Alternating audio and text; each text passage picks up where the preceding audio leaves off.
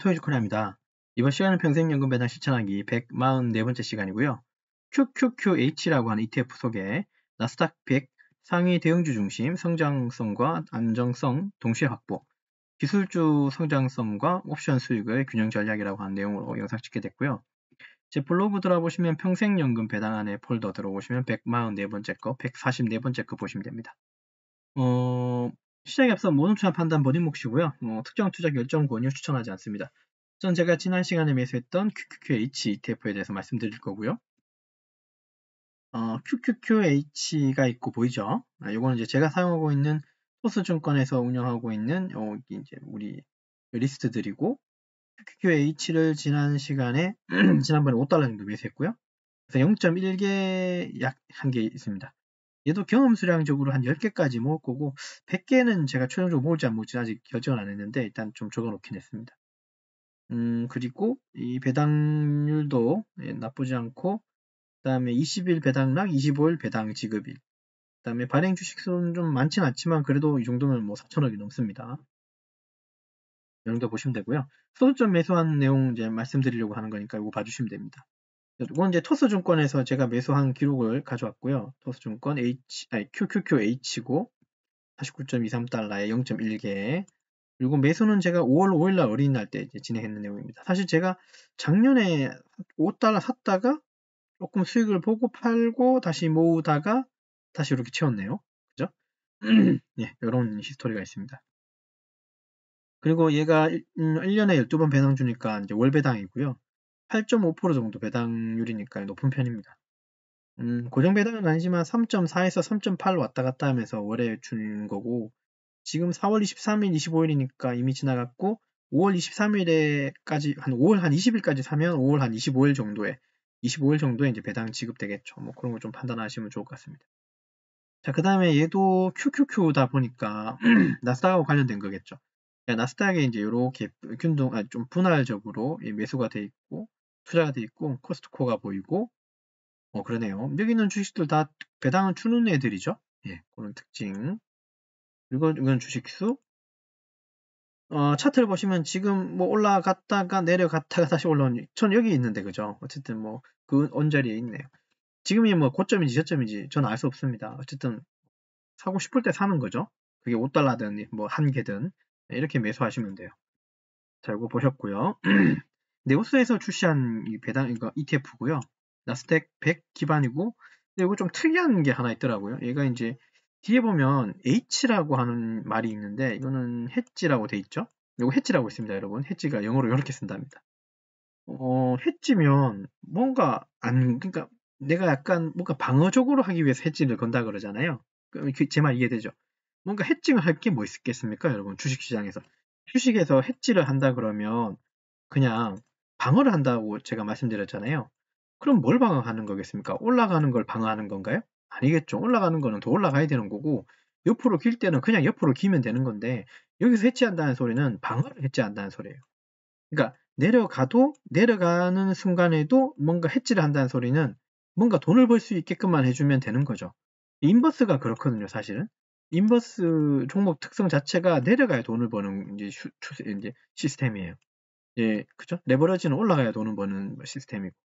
근데 이제 그런 옵션, 그러니까 전략 중에 풋스프레드라고 하는 옵션이 좀 들어가 있다는 거예요. 이게 좀 특징인 것 같아요. 제가 보기에는.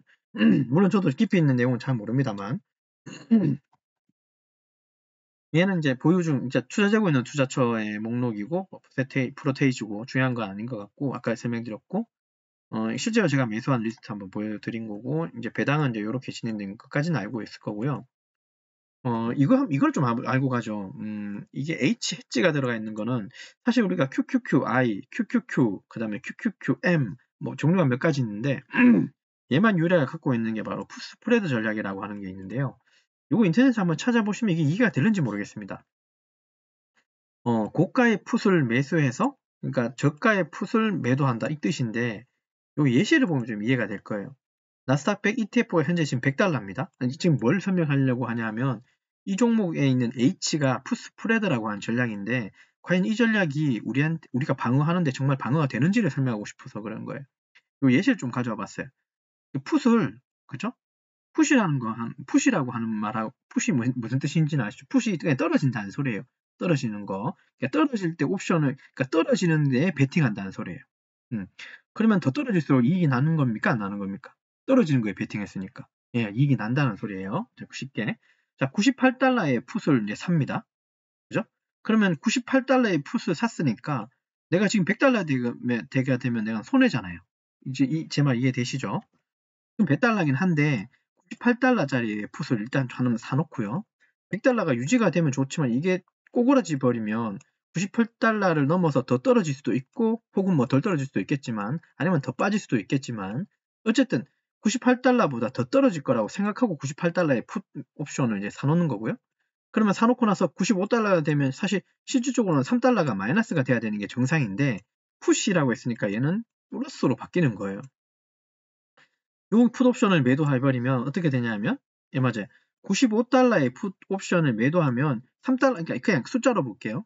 3달러를 이익을 보게 되는 겁니다. 이거 이해되셨죠?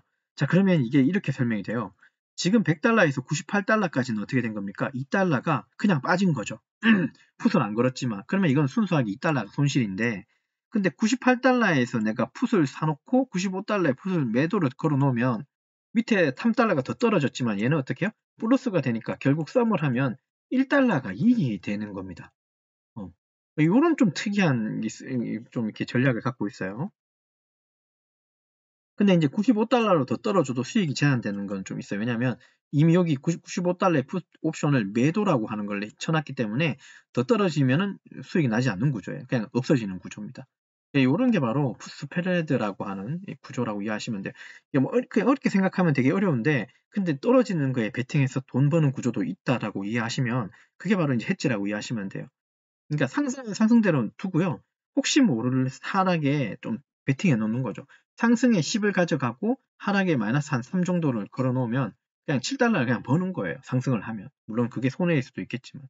근데 하락할 때는 오히려 더 방어가 생기거나 조금 더 이익이 날 수도 있겠죠. 이건 생각에 따라 다를 수도 있겠지만. 그래서 일반적인 그 QQQI, QQQM, QQQ 그러니까 이런 그냥 보통의 커브드 콜의 어떤 종목들보다는 좀 더 방어력이 좀 있다는 걸로 좀 이해해 주시면 좋겠습니다. 그 설명을 하고 싶어서 이 종목 갖고 왔고 이해됐죠? 그러면 그러면 QQQH는 뭐 어떤 건가? 그렇게 보면 이런 거 한번 읽어보시면 됩니다.